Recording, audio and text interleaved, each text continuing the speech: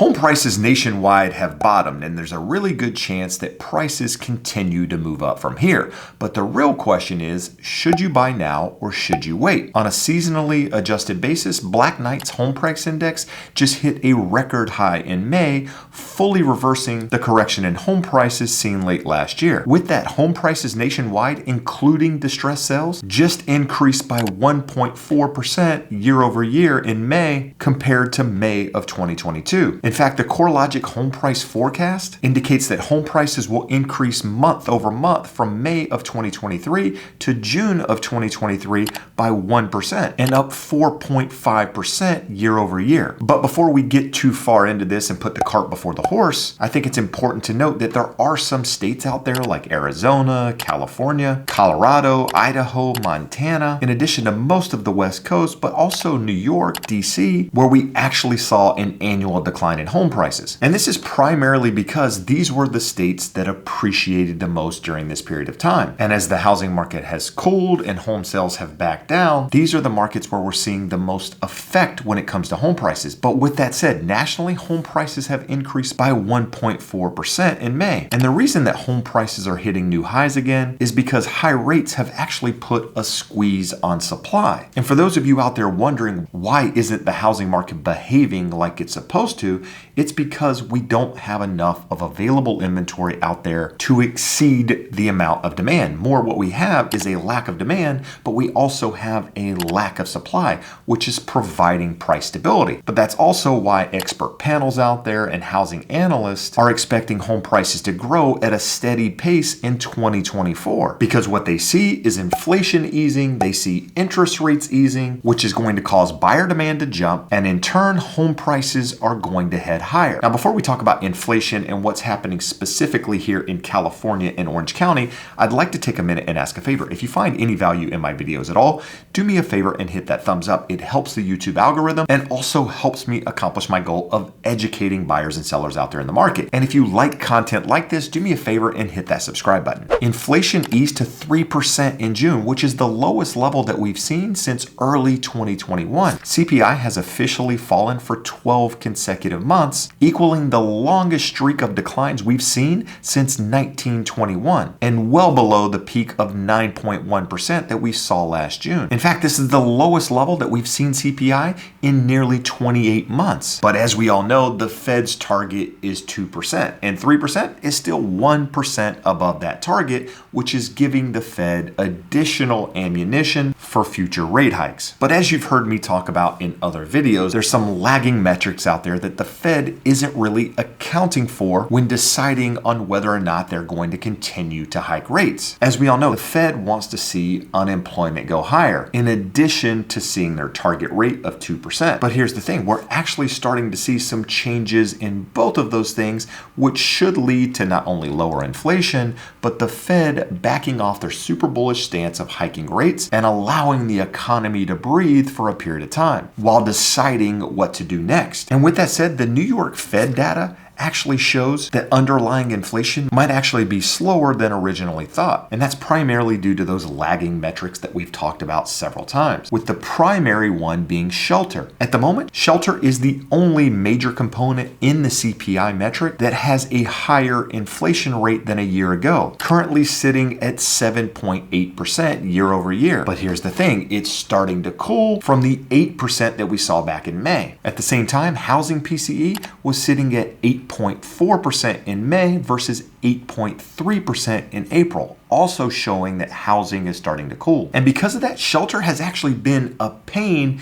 in CPI because it's holding up the number, as shelter accounts for nearly 33% of the CPI number, but lags by nearly 12 months, which is exactly why we should start to see shelter cascade down in coming months as CPI is reported. In addition to that, used car sales has also been one of those metrics holding inflation up, but we've started to see used car sales tumble in the largest drop we've seen since the pandemic. And so even though used car sales are coming down and shelter is starting to come down as well, it's still the largest contributor to the monthly all items increase, accounting for nearly 70% of that increase. But we all know that asking rents have actually declined since this time last year, which means that shelter is likely to follow. With that said, wages are now growing faster than inflation. And that's exactly why the Fed wants to see a slowdown in employment, is because their fear is wage growth is going to lead to economic growth driving inflation higher in the future. So why exactly are housing experts convinced that we're going to see a rebound in prices next year? Well, it's because of what we just talked about. Lower inflation is going to lead to lower interest rates. As we already saw last year, as interest rates declined, we saw a pickup in buyer demand. And that's exactly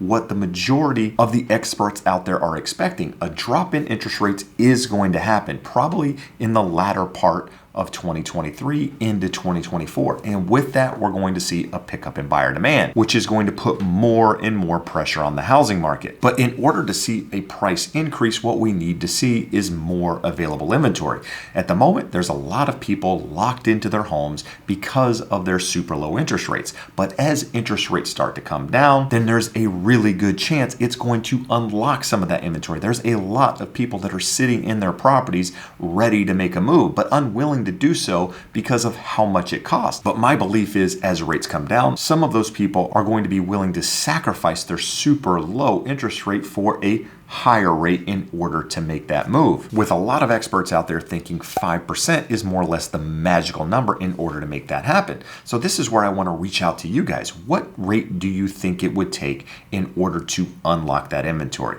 Is it 5%? Is it 4.5%? Or does it need to be lower than that? We've already seen the market adjust to higher interest rates, but at the moment we're missing nearly 2 million home sales out there in the market, as our peak was somewhere around 6.5 million versus where we're expected to close this year somewhere around 4.2 million. So in order to get home sales higher again, you need more inventory, but you also need lower rates. And that's exactly why I believe home prices have bottomed, because I think both of those things are going to happen, not necessarily next week or next month, but over the next 6 months to a year. And because of that, it's going to drive home prices higher. But with that said, all real estate is local. I'm located here in Southern California. And California is still one of those states that's seen year-over-year decline in home prices versus the nationwide increase of 1.4%. And that's primarily because California has a housing affordability issue, with the May's statewide median home price sitting at $836,000. Now that's up 3% from May, which is showing that prices are increasing,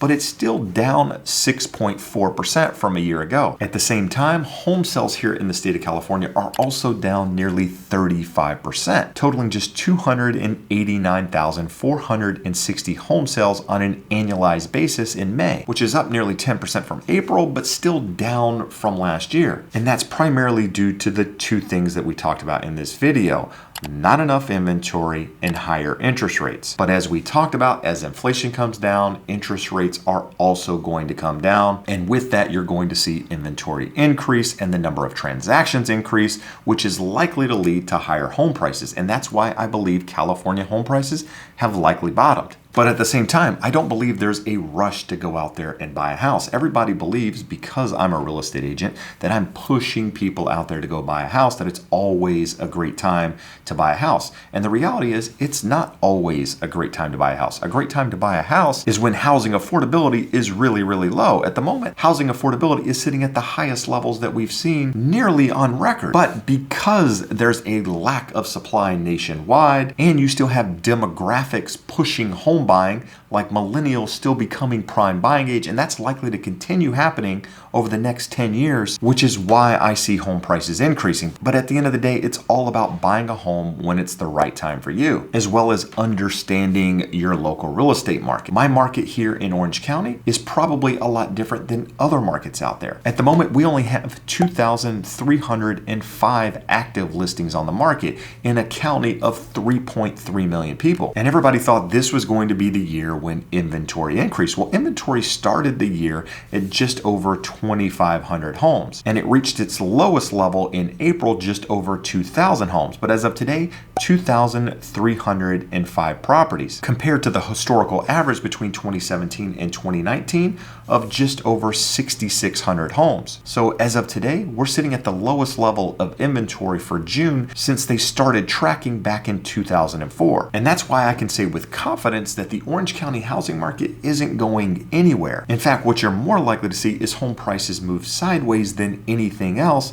until you start to see some inventory come to the market. Once inventory comes to the market and rates move lower, chances are home prices are likely going to pick up again and potentially even hit a new peak in prices in the next couple of years. You know, I always talk about supply and demand, how it always comes back to supply and demand. And it's important to provide a little context when I'm talking about this. If you look at this chart here, it's from Reports on Housing. It's a newsletter that I subscribe to. When you look at the total inventory for Orange County, 2,305 homes, only 44% of those homes are listed under 1.25 million. And that's where 64% of the demand is currently at the moment. And that's why you're seeing homes in that price point sell within a few days, sell over the asking price, a lot like we've been experiencing over the last couple of years. It's because you have more demand than you have supply. But also something to keep in mind, of those 2,305 homes, 34% of them, which is 783 properties,